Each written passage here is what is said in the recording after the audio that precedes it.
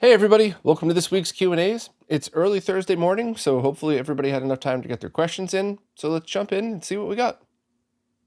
First up, Pippin wants to continue the conversation about CRT mask emulation, specifically with integer scaling in mind. And Pippin wanted to know how things like the RetroTink 4K Pro's horizontal blur, or even cubic or soft bilinear scaling affect that. Would you still really need to have integer scaling? And the answer is yes, because the way that works in proper scalars, not just random filters that you throw on your PC or anything like that, is that it draws the horizontal scan lines in the correct order between each of the lines as they're being scaled. And same with a horizontal mask. So if it's not an even integer into it, you'll be drawing lines. Not only will the horizontal ones be spaced unevenly, so some will be a different, like if you held up a little ruler up to it or calipers or something, you could actually physically measure a difference in spacing between a lot of them. But not only that, it'll draw lines like directly through the character's eyes or something where they were always meant to be drawn around stuff like that, which is how the original developers did it, which is how we see it all on CRTs. So yeah, integer scaling in order to do CRT mask emulation correctly is always going to be required. There are some scenarios in which it's not as big of a deal.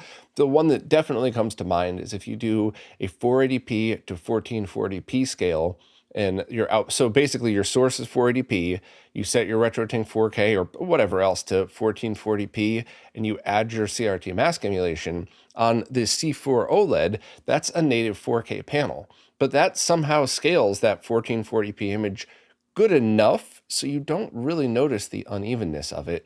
Whereas if you try to do like a 480p to 4K scale, you would either have to do it under or over what the 4K target was. So you'd either need black bars in the top and bottom, or you'd need to cut off some of the top and bottom, which is actually another thing Pippin wanted to talk about. Most games either use a lot of overscan or not much overscan for 4K 5X to work, so 5 times the original resolution. And yeah, 100%, it's a game by game basis. Two games similarly made from the same studio on the same console might have different amounts of overscan. I don't really know why, but there could actually be a lot of reasons, and I don't want to waste people's time speculating on something that I'm not really an expert at.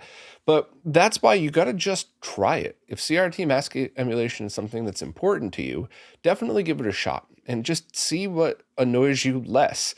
Do you cut off enough of the screen but you still have your HUD, so you're really not missing anything? It's an integer scale. You're filling a little bit more of your widescreen panel without stretching the image. That's all the same things I love about 1080p 5X or 4K 10X for 240p stuff.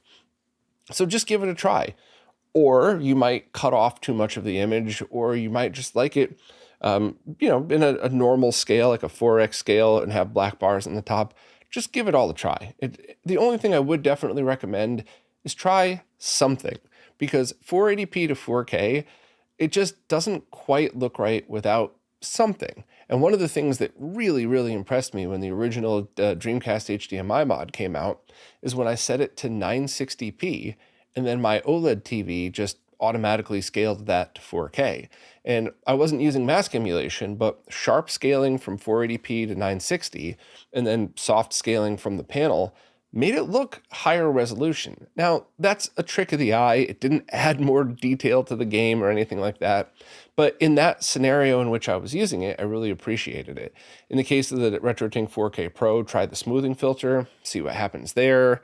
And even with smoothing, the more that you integer scale it up, the more you get a chance to smooth it. So maybe even though you don't need integer scaling with smoothing and without CRT masks, just give it a try and see. Who knows? So yeah, it's definitely important. It's just one of these things where if you already own this equipment and you're using it, just spend an hour one day trying it and see what you like. And maybe you'll walk away from that going, I don't like any of this, but then you never have to think about it again. Just set your Tink to auto stretch and you're good to go. Or maybe you'll find a scenario in which you love it, because there were definitely a lot of times where I was like, look, this looks very cool. It's much more accurate to a CRT or HD CRT, but yeah, I don't need it. Whatever content I'm watching at this time looks totally fine as is. Sometimes I do prefer the little more control of scaling with the RetroTink. Sometimes I like it right into that TV, whatever. But I have found a lot of scenarios in which I go, oh no, this is better.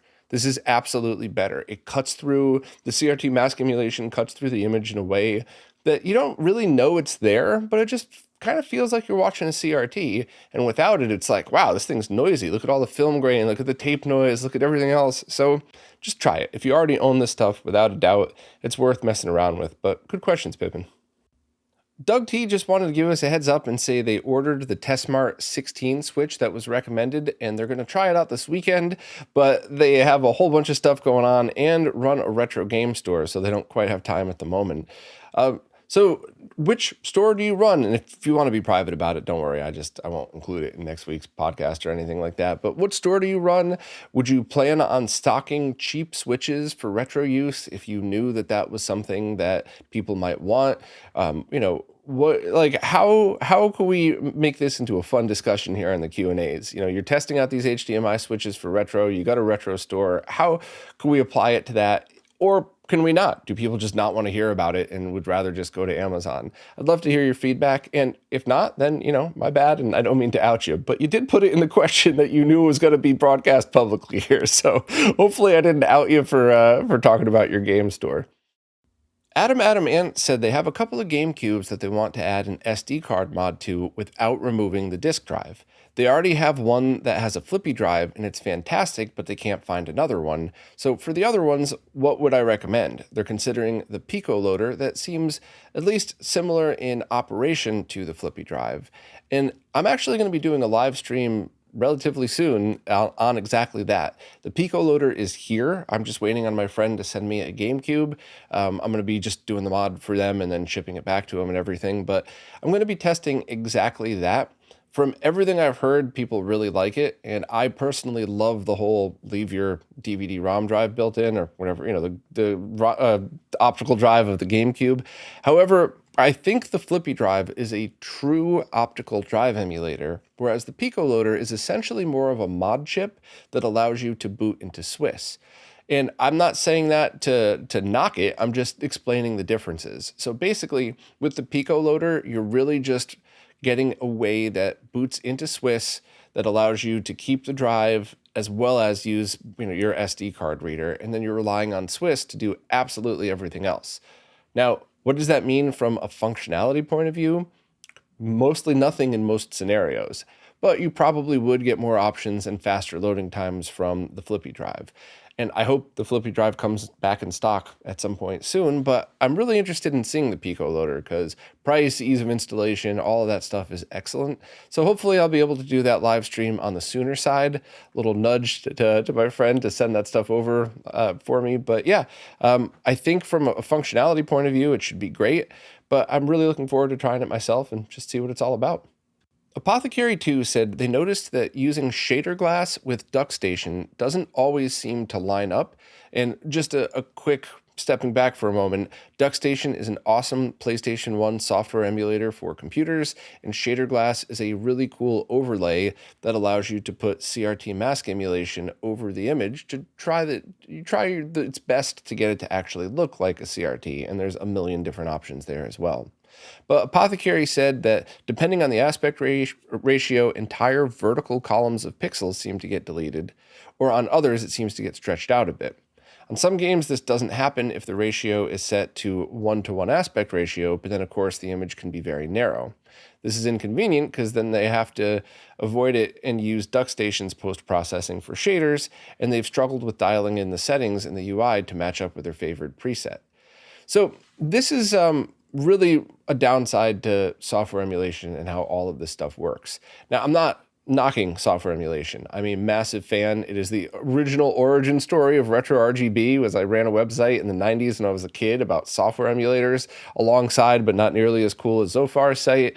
So I'm a huge fan, but the reality is it's not going to do the same stuff as like a RetroTink 4K.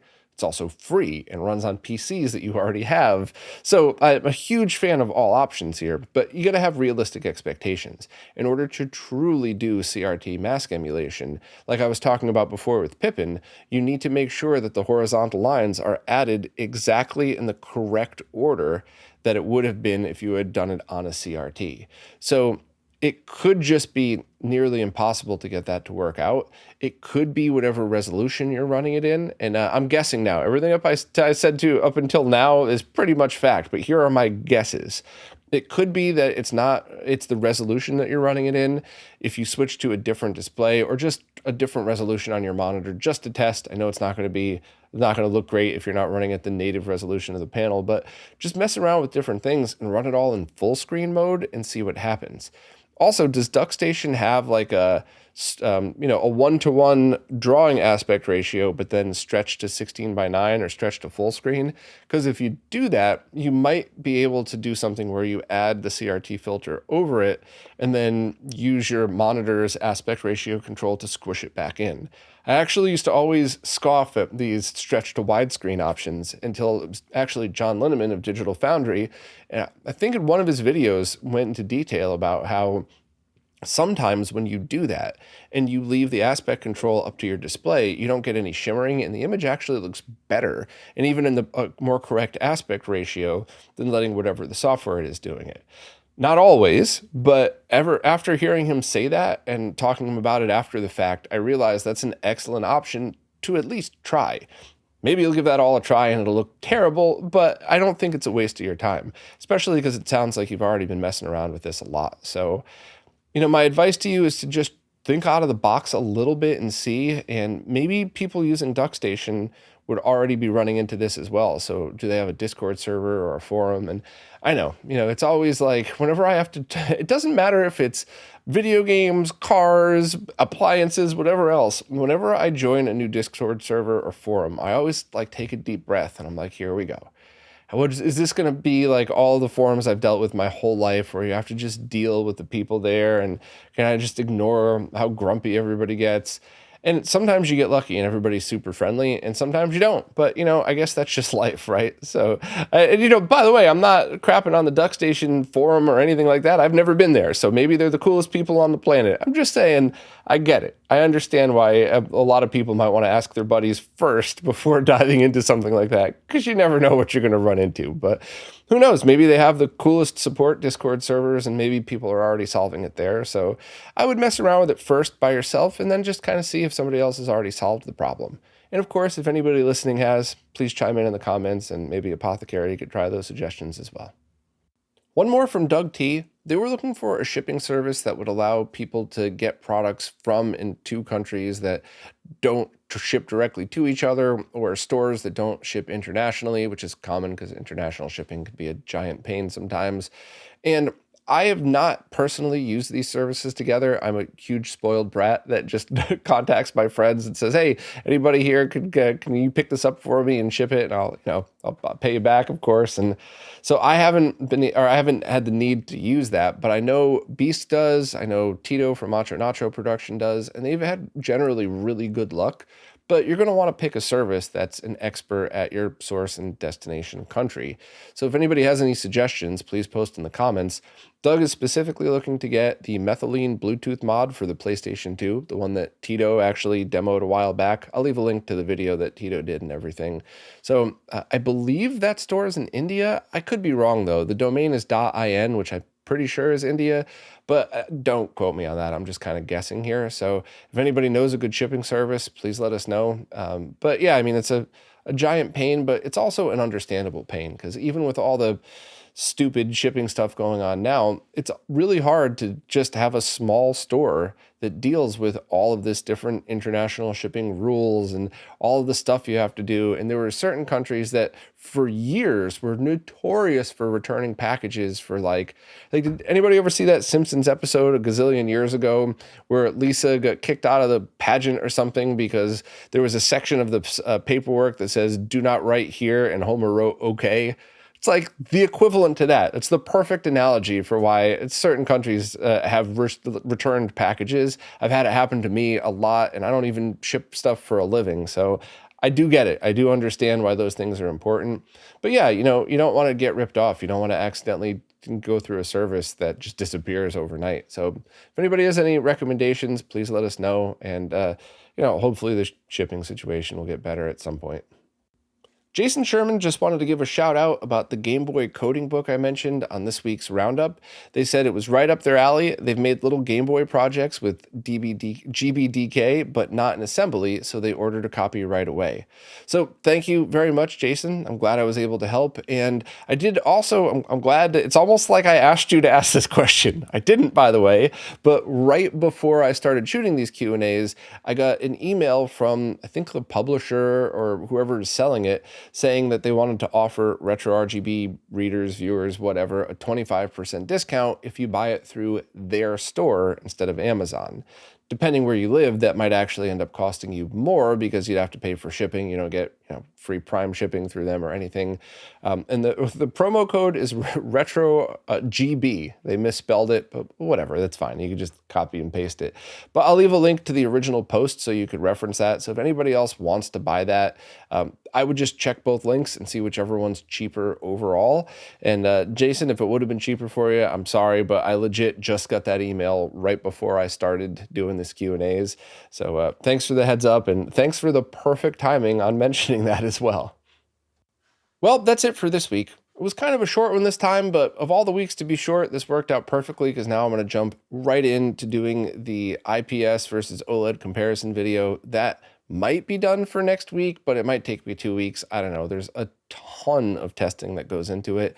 I've already dumped a lot of hours so far, and we'll see how all that goes. It is a little frustrating sometimes when you do like 40, 50 hours of research and testing and editing to get this video right, and it gets no views on it. But who knows? Maybe that other OLED video will eventually spike in views and more people could see it. But I'm still really looking forward to getting the answers. And even if a handful of us only care about it, I think many of us, anybody who wants to know is going to appreciate the conclusions. So I'll be off to work on that. But anyway, as always, anybody who has any questions at all, please just ask wherever it is that you support in the latest Q&A post, because the way the services work, it's kind of hard to figure out what's a new question on an old post. Plus, like you saw today, I like just scrolling through in real time and answering the questions off the cuff as if we were hanging out at an expo somewhere. Also, sometimes, like this week, the questions are only on Patreon just because that's where most people support. But anybody who supports on any service, feel free to ask these questions. So I just want to make sure that no one thinks this is like a Patreon only thing. I appreciate all of you so much, and it really is all of you who's keeping this alive. So thank you all very much, and I'll see you next week.